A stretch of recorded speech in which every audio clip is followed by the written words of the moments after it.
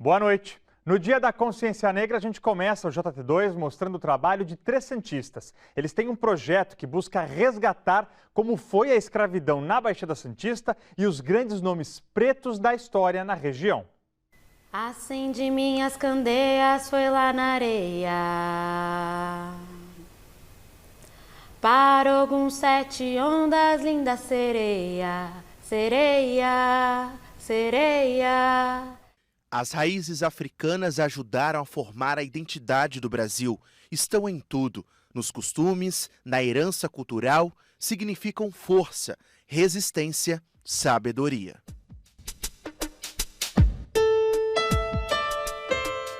Histórias que são contadas por gerações. Santos, por muito tempo, foi conhecido como a terra da liberdade, Falam que quando houve a abolição, Santos ficou uma semana em festa, todo mundo festejando, né? E aí, por exemplo, em 2015, Santos, numa pesquisa do jornal Nexo, foi apontado como a cidade mais segregada racialmente do Brasil, né? Santos, 1530. O imponente porto foi ganhando espaço, trazendo riqueza e desenvolvimento, entrada e saída de inúmeras mercadorias, mas também foi por onde chegaram os primeiros escravos para trabalhar na Baixada Santista. Desde que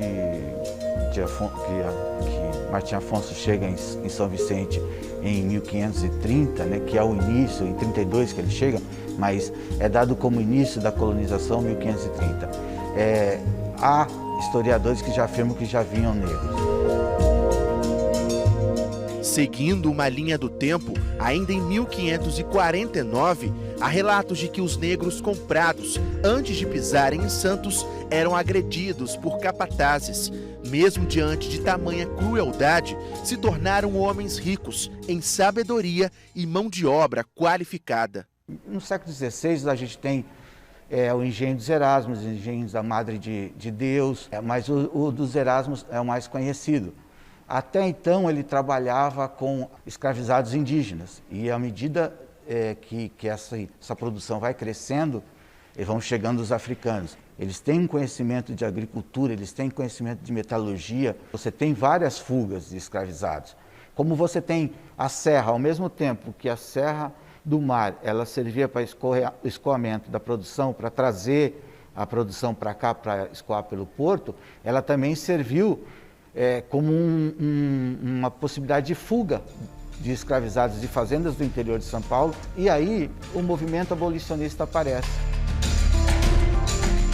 Grandes líderes com influência de Zumbi dos Palmares e Quintino de Lacerda lutavam e pressionavam os senadores pelo fim da escravidão. Há um momento muito forte aqui.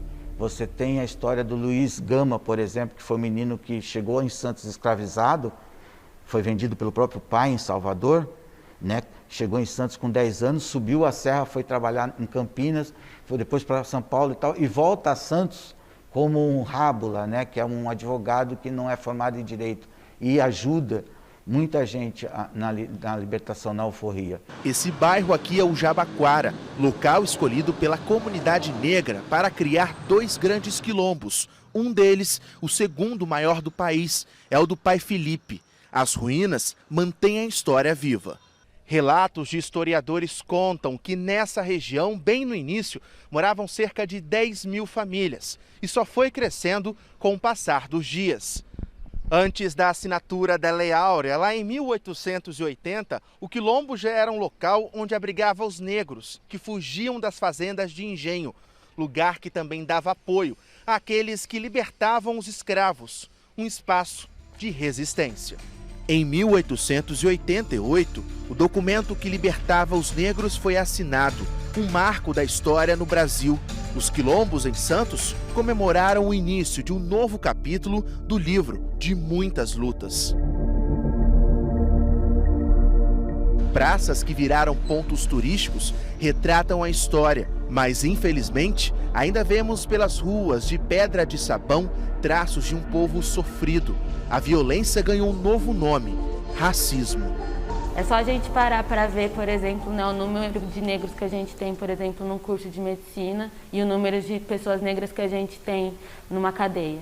né? Há uma organização dessas instituições, né? Que é a partir do racismo. Então, para mim, acho que ele é uma coisa que organiza a nossa sociedade. Fiz faculdade, né? Tive acesso à universidade por políticas afirmativas, né? Pude constatar isso, né?